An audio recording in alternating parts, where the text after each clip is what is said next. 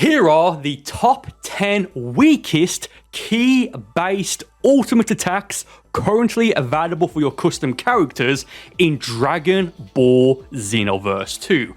Oh, well, hello there everyone, and thank you ever so much for clicking on this video. A few things before we jump into this video. Firstly, and most importantly, about 50% of you guys are not subscribed to the channel. So that said, please do subscribe and check to see if you still are subscribed, and feel free to enable upload notifications. Thank you ever so much. I know every YouTuber says this, but they say it because it does actually help out the channel more than you can possibly imagine, and you can always unsubscribe later on if you so wish. So again, please do subscribe if you haven't done so already. Thank you ever so much. Secondly, I'm not going to be using dual ultimates in this video. And third and finally, I'm going to be using a level 99 Sane Strike character with no Super Soul and no Limit Burst and no QQ Bang or anything like that. And our, I guess, like test dummy is going to be custom full power Super Saiyan Broly from the Dragon Ball Super Broly movie. I'm only mentioning this because you can make these skills do more damage, but that's not what the point of this video is supposed to be. This is just how little damage the skills can do across the board on, like, I guess, like the same level field, playing field, whatever you want to call it. And also my G Fuel discount code CAC, CAC, is back up to 30% off. I'll talk about that more in a moment. But with that said, let's get on to this list. Starting off this list with the strongest skill on this list, we have the Remote Serious Bomb at 6,168 damage. For me personally, I found this rather surprising because Remote Serious Bomb has a rather unique effect if it lands, or at least if the first part lands, which is it seals temporarily, but it does seal and prevent your opponent from using any awoken skill. And if they are already in an awoken skill, for example, Turn Giant, Turn Golden, Purification, any of the various Super Saiyan skills, it will make them go back into their base form, which, depending on the situation, that can be game changing. For example, if your opponent is running a build which uses the Elder Kai health regen Super Soul, which requires them to be in an awoken skill, it will stop them from regenerating health, again, only temporarily. But yeah, this can be very, very, very useful depending on the situation. I mean, for the most part, in a normal 1 versus 1 or even a team battle, you're more than likely going to want to use, instead of the Remote Serious Bomb, just the normal Serious Bomb, which does significantly more damage than the remote version. Number 9, the Super Black Kamehameha, coming in at 5,943 damage. Now, much like Remote Serious Bomb, there's an objectively better version of this skill in the game, which is the Super Black Kamehameha Rosé. But just right off the bat, it's a decent skill. It's fast. It only takes 3 bars of ki to use. I believe you can get this fairly cheap, I believe, from the TP Metal Store. I forget off the top of my head how many TP Metals it does take to buy. If you guys know off the top of your head, please do remind us in the comments. Thank you ever so much. But for the most part, it's a very simple skill. It's a go-to attack. It's fairly easy to get. It's, if I remember at least, I do think it's fairly inexpensive in-game. And yeah, it'll do the job, but there are just many more options in the game for a better, even for a better 3-bar key-based ultimate attack. For example, just the normal Super Kamehameha ultimate attack. And before we continue with this list, as I've already mentioned very briefly in the intro, my G Fuel discount code CAC, CAC, is now back up to 30% off, only for the next couple of days until the following Monday or Tuesday as of this upload. So with that said, feel free to use code CAC, CAC, to save 30% off your total G Fuel order if used on checkout. A few flavors that I highly recommend will be Blue Ice, PewDiePie's flavor, the Strawberry Slushy flavor, and there's countless more. Again, code CAC, CAC, to save 30% off your total G Fuel order if used on checkout. And let's continue with this list. Number 8, the full power energy wave, coming in at 5,942 damage. Yes, that's right. This does exactly 1 damage less than the Super Black Kamehameha, the previous entry on this list. How close can you get? Well, 1 damage point close, I think, maybe, whatever.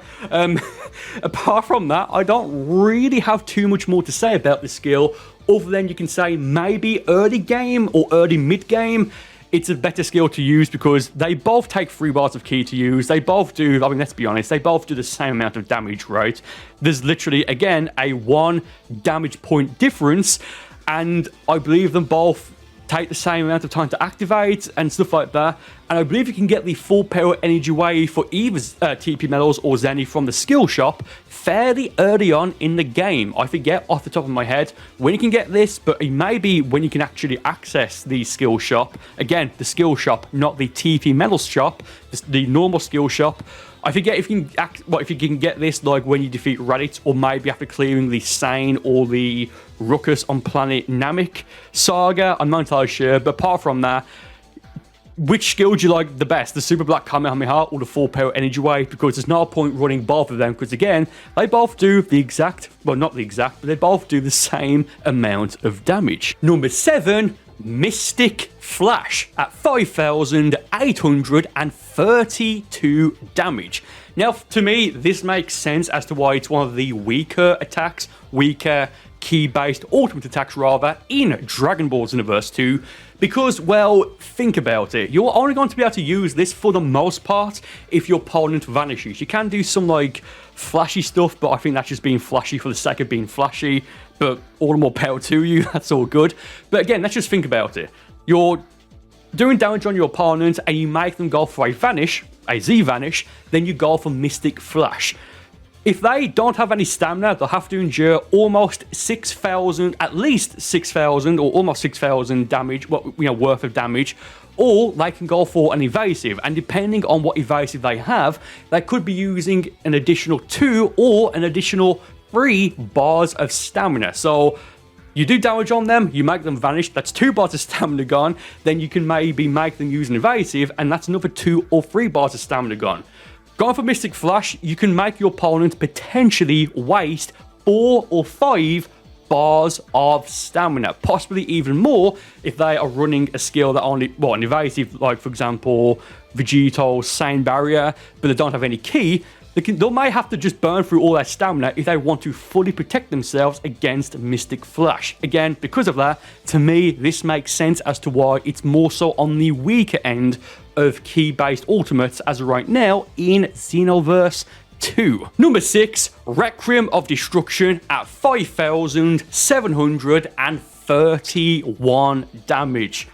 Oh, I don't know why this does so little damage, just like on a standard character with a standard build, across the board, as I've already mentioned in this video. Let me explain why. Firstly, this is a paid DLC skill. This skill belongs to Vados. I believe it only takes 3 bars of ki to use, but I do forget off the top of my head, but I think it does take 3 bars of ki to use, so that's whatever. But the activation time is so slow. You've got time to maybe go for an evasive, or even if you know your opponent's going to go for it, to go for a burst dash or a homing dash to automatically break your opponent's guard and to probably defeat them, or at the very least do a good amount of damage on them. Realistically, you're only going to land this if if your opponent is either just standing still or if them AFK, or really if you go for a heavy stamina break and they don't use a limit burst or anything like that to get out of it.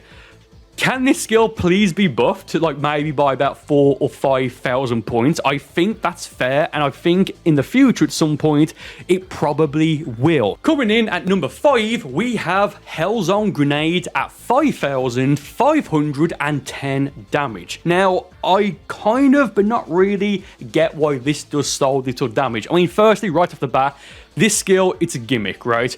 Ask yourself, when was the last time you used this online, or last time this was used on you, online? Either someone using Piccolo, a custom character, or what have you. I can almost guarantee that for the most part, for most people watching this, that the answer to that is that, yeah, it's been quite a while. But again, it's a more cinematic looking attack. The damage isn't that great on it at all by any stretch of the imagination. But it does make your opponent like look around, so to get out of that, you do need to use an evasive. But I don't know if the damage, just like standard damage, again 5,510, I can't honestly say if that's worth it or not. Number 4, SS Deadly Bomber, 5,505 damage, barely weaker than the HELLZONE grenade, the previous entry on this list. I'm not going to spend too long on this entry, at least that's the plan, because I completely get why this does so little damage. It's because it tracks your opponent depending on who you're locked onto, and it's pretty fast as well. It's one of those skills that I like to compare maybe to Solar Flare. The Solar Flare super attack is that because of how infrequently it's used online, you know, against you, that you don't really expect it or anticipate it, and you may not even know how to counter it or what have you. So it's one of those skills that if you're in a bit of a pinch or a bit of a bind, you can maybe use it to get a little bit of an advantage. I wouldn't mind if this maybe did an extra 1,000 or 2,000 more damage, but at 5,505 damage, funny number, not funny number, yeah, to me this makes complete sense. Number 3, the Full Power Energy Volley, 3,872 damage. Now keep in mind that damage I've just said there is without going for a knockback first and using it right up against your opponent. But if you use it with a knockback, it will do, I believe it's 5,734 damage. So almost 2,000 more damage. Now, with that said, the reason why I've included it, well, I've put this as number 3, despite this being like, what, maybe number 7, number 6, 7, something like that, is because I feel like people will use it without a knockback more because they probably wouldn't know to use it with a knockback beforehand. So you can take this maybe tongue-in-cheek. Again, but to be honest though, it doesn't really matter how much damage this skill does because you get this at the absolute very start of the game, regardless of which one of the 3 options you pick. The I'll blast them from afar, keep it balanced, or you like it close combat. It doesn't matter which one of those 3 you pick because this is the one ultimate attack you get regardless of which one of those 3 options you pick. Number 2, Vacation Delete at a very small 2,971 damage. But with that said, this, as well as the first entry coming up in a moment, this makes sense to me because once you use this, this will stun your opponent for a good few seconds, so you can then, you know, use a different attack, maybe a stamina break. I forget if stamina breaks work, you know, when you hit your opponent with Vacation Delete or if it just knocks them back. But yeah, you can go for this. 3 bars of key to use. I forget how you get it. It may be a Raditz mentor mission skill or from the skill shop. It doesn't matter, but the point I'm getting at is, at least if I remember correctly, you can get this at the very start of the game, and with a bit of strategy, you can use this and you can get some very fantastic results despite across the board on the same build for all these skills. It's the second weakest key-based ultimate attack currently in Dragon Ball Xenoverse 2. And the weakest key-based ultimate attack in Dragon Ball Xenoverse 2 as of right now, number 1, Ice Cannon at 2,778 damage. This tickles, let's be honest. Now, again, much like what I've just said for Vacation Delete, I understand and it makes sense to me why this does so little damage. Once you go for it, it will freeze your opponent for a good couple of seconds to then maybe catch your breath, get some stamina back, or what you're probably going to use this attack for is to set up for a stronger skill to then maybe a one-hit skill. Maybe there'll be a future video I do. Who knows? Maybe we'll have to wait and see. But I do believe if you attempt a stamina break or when you hit your opponent with anything, even just one basic normal key blast, I do believe if they are frozen from Ice Cannon, any skill, again, like even Rock Throw, I think it will just send them flying back and it will break the ice. Oh yes, don't tell that to Broly. Break the ice. Oh, yeah, so I understand why this does so little damage. I mean, this was a skill added in Xenoverse 1 in I think either the first or the second DLC belonging to Ice Shenron. So even though this does so little damage, it is a bit of a forgotten skill, even regardless of how little damage it actually does do. And those were the top 10 weakest key-based ultimate attacks currently available to use on your custom characters in Dragon Ball Xenoverse 2. Should I revisit this list in the future, maybe after Legendary Pack 2 is released, or if they do more updates after those? Who knows? But do let me know in the comments. Cold CAC, 30% off. Thank you ever so much for watching. I do hope you enjoyed the video, and I will see you next time.